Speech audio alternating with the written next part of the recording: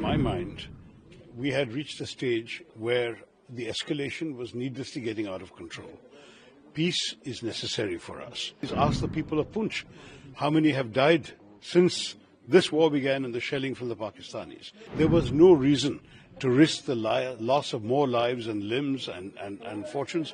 We need to focus on the well-being and prosperity of Indian people, of growth, development, progress. I think the peace is the right way to go at this stage. No one should be allowed to get away with killing innocent Indian civilians. But that doesn't mean we should put the entire nation at risk in a prolonged war.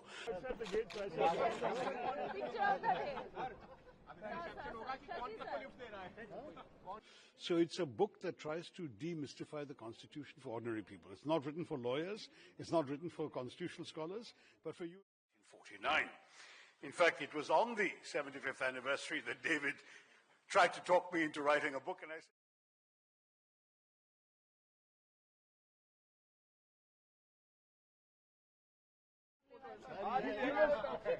he was waiting for a taxi outside the gate.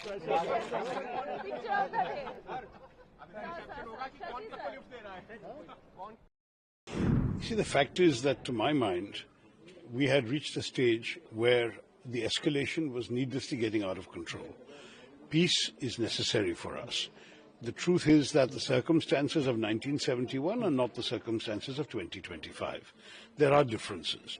As far as I'm concerned, I believe that the people of India deserve peace. We have suffered a lot. We have lost a lot of casualties. Ask the people of Punch how many have died since this war began and the shelling from the Pakistanis. I'm not saying that we should always stop wars. When there are reasons to continue them, we should continue. But this was not a war we intended to continue. We just wanted to teach the terrorists a lesson. That lesson has been taught.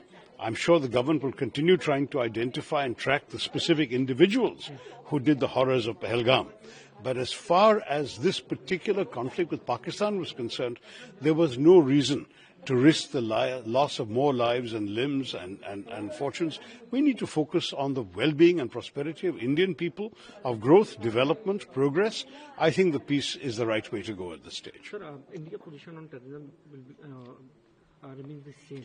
Our position on terrorism will not change. The way the government took few steps, like underwater duty suspend, there will be other measures also. Other measures have to be taken. I think we have to definitely use all the intelligence means available to find these people who did this terrible crime in Pahalgam, to identify them, track them down wherever they are and bring them to justice. That is indispensable. It may not happen overnight. It may take months, it may take years, but we will have to do it.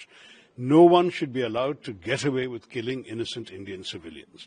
But that doesn't mean we should put the entire nation at risk in a prolonged war. So I'm in favor of peace, but I do not in any way suggest that we should stop the quest to find these terrorists and bring them to justice. One last question, sir. Are you happy with Prime Minister Modi's step, and you're still missing Indira Gandhi ji? No, look, I think 1971 was a great achievement of our history. I'm proud of it as an Indian. Indira Gandhi ji rewrote the map of the subcontinent, but the circumstances were different. Today's Pakistan is a different situation. Their equipment, their military equipment, the damage they can do, everything is different. And the circumstances of Bangladesh, we were fighting a moral cause to actually bring people to freedom and liberation. That was a completely different story. This is a different story. We would have ended up with a much longer, protracted conflict with a lot of loss of life on both sides, a lot of damage, a lot of expense. Is this the biggest priority for India today? No, it's not.